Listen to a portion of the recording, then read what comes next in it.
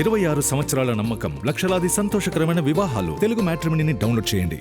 హమాలీలు ధాన్యం బస్తాలు మోస్తే సీఎం ఢిల్లీకి ఏం సంచులు మోస్తున్నారో తెలుసన్నారు మాజీ మంత్రి కేటీఆర్.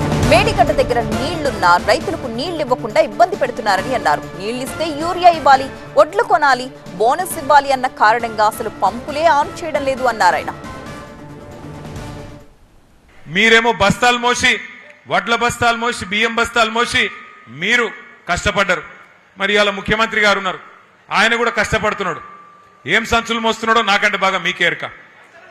ఏం సంచులు మోస్తున్నాడో, యాడికి మోస్తున్నాడో మీకే ఎరక. ఆయన పాపం మోసి మోసి కష్టపడుతున్నాడు. ఆయన కూడా బస్తాలు మోసి మోసి ఢిల్లీలో ఉన్న పెద్దల కోసం పైసల సంచులు మోసి మోసి అవస్థ పడుతున్నాడు, ఆగమైతున్నాడు. ఆయన ఆగమైతే అయ్యిండు, కానీ రాష్ట్రాన్ని ఆగం చేస్తున్నాడు. మొత్తం ఎక్కడన్నా సరే కరువు ఉన్నా, వర్షం లేకపోయినా, గోదావరిలో ఏ పాయింట్లనైతే నీళ్లుంటాయో అగో గా పాయింట్ దేవులాడి లెంకులాడి అక్కడ ప్రాజెక్టు కట్టిండు. నిన్న అక్కడ పోయి చూస్తే 1,00,000 క్యూసెక్ల నీళ్లు కిందికి సముద్రంలకు ఉత్తగానే పోతా ఉన్నాయి. అందుకే నిన్న పోయి అక్కడ విజ్ఞప్తి చేసినాం రాష్ట్ర ప్రభుత్వానికి, అయ్యా ముఖ్యమంత్రి గారు, నీకు మా మీద కోపం ఉంటే కేసులు పెట్టుకో, నీకు మా మీద కోపం ఉంటే ఏమన్నా చేసుకో, కానీ మా మీద కోపం రైతుల మీద తీయకు.